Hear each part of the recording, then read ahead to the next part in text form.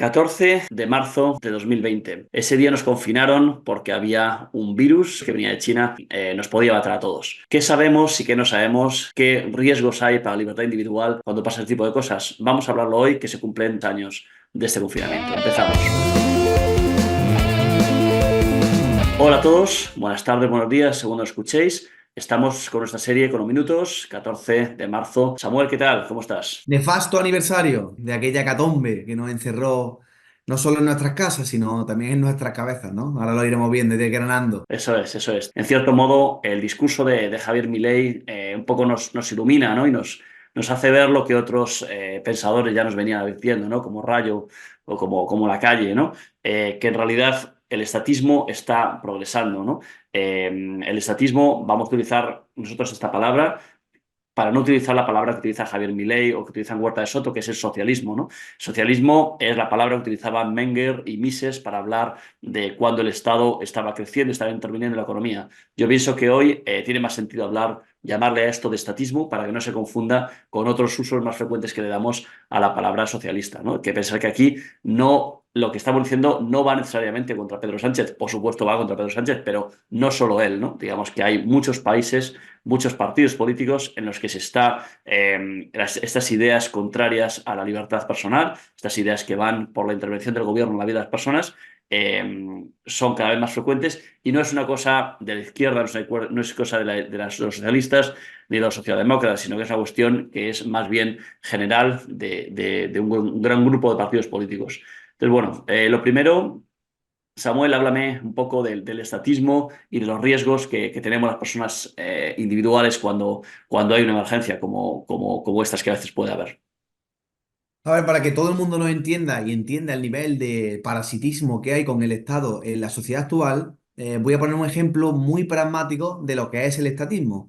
Gustavo, seguro que los que nos están escuchando y los que nos están viendo habrán tenido conversaciones en su grupo de amigos, en su casa, en su trabajo, en donde hayan identificado problemas económicos, problemas sociales que ocurren en el país y siempre la respuesta es la misma. ¿Y cuál es, Gustavo?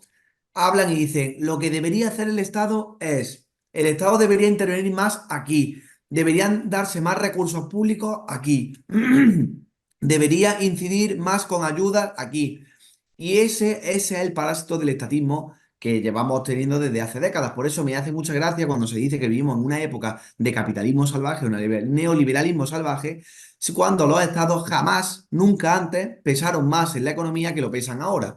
Y yéndonos a la pandemia, lo que ocurrió fue que muchas veces el Estado se presenta o genera un problema y se presenta a la vez como la solución, ¿no? Entonces, claro, eso genera una confusión y genera un miedo al que un ciudadano, con la única solución que tiene, que es el Estado, la ayuda, la prestación, la subvención, llámalo como quieras, se agarra de forma deliberada porque no sabe dónde acudir, ¿no? Y además hemos nacido en un país en el que eso, en el que nos tratan como niños chicos.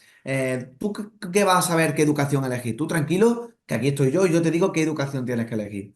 ¿Qué es sanidad? No, hombre, no te tienes que preocupar y además tú no sabes elegir la sanidad buena para ti. Aquí tienes tu sanidad. Y así con todo, ¿no? Pensiones, tú no sabes ahorrar, tú no sabes invertir por tu cuenta. Yo déjame que yo lo haga, que yo seguro que lo haré mejor que tú. Y ahí tienes tu pensión. Y como ese caso, muchos más a lo largo de la economía y de toda la sociedad. Entonces, claro, cuando el español medio se hace adulto, pues entiendo que tendrá muchos problemas de inseguridad, muchos problemas no sé, de autonomía propia, ¿no? Por eso siempre que hay una discusión, como decía al principio, se acude a papá Estado para que solucione o intervenga a él. Efectivamente, estoy muy de acuerdo con lo que dices, ¿no? Pero hay una cuestión y es que incluso la gente más que puede tener dudas sobre si el Estado debe intervenir en la economía, cuando hay una emergencia, pues esas dudas digamos, se quitan de en medio, ¿no? Disipa. Y entonces, claro, aquí es donde entra de verdad el problema, ¿no? Que emergencias puede haber muchas, ¿no? Tú has dicho que a veces son creadas por el Estado y a veces es así, cuando es un problema con las pensiones que son, digamos, insostenibles, con intervenciones en el mercado. Hay veces que el Estado lo genera, ¿no? Pero hay otras veces que vienen impuestas desde fuera, ¿no? Entonces, ese es el momento en el que el Estado de verdad, pues, es, digamos, más énfasis hace en que tiene que intervenir, ¿no? Entonces hay al menos dos, hoy estamos hablando del coronavirus, ¿no? Pero entonces, la emergencia del coronavirus, por una parte, y la emergencia climática por otra, son dos de las grandes mantras que hemos tenido en los últimos años, de que, claro, por supuesto que tiene que intervenir el Estado quitando libertades porque hay una emergencia, ¿no? Y en ese sentido me gusta mucho, me gusta traer a colación, ¿no? Una serie de dibujos animados que se emite en España en algunos canales, que se llama La Patrulla Canina, ¿no? En inglés es Paw Patrol, que son unos perretes que viven en una torre por encima de los demás, ¿no? Son muy significativos para mí. Y entonces lo que hacen es que de repente siempre en cada capítulo pasa una emergencia, ¿no? Y muchas veces se causa porque la gente que no vive en la torre, pues son un poco tontos, ¿no? Y realmente son los inútiles, no saben cómo ocupar sus propios problemas.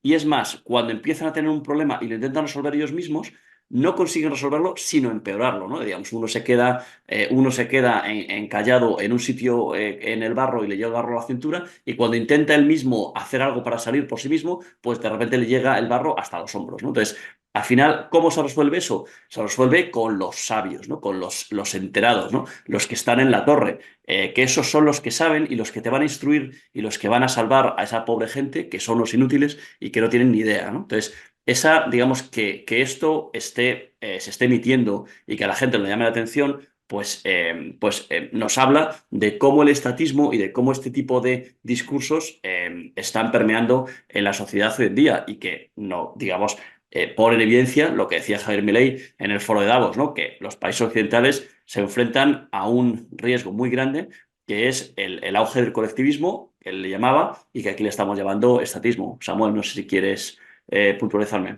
Y también dejar claro una cosa, ¿qué es una emergencia? O sea, que dejar claro quién dictamina que es una emergencia y que no, y quién dictamina que es una solución y que no, porque muchas veces la solución que se aporta detrás, o sea, posterior a la emergencia, puede ser más emergencia que solución, y la emergencia puede ser más solución que emergencia. ¿Por qué? Porque esa emergencia puede ser un llamado, no sé, una llamada de emergencia, o sea, una llamada de para los agentes económicos para dejar de invertir o no invertir o para, no sé, para incidir en lo que está ocurriendo en la economía en ese momento. No tiene por qué actuar el Estado, o por lo menos no al 100%. Y después las soluciones han dejado palpable en muchas ocasiones, sobre todo en la pandemia, que más que soluciones han sido un absoluto fracaso, ¿no, Gustavo?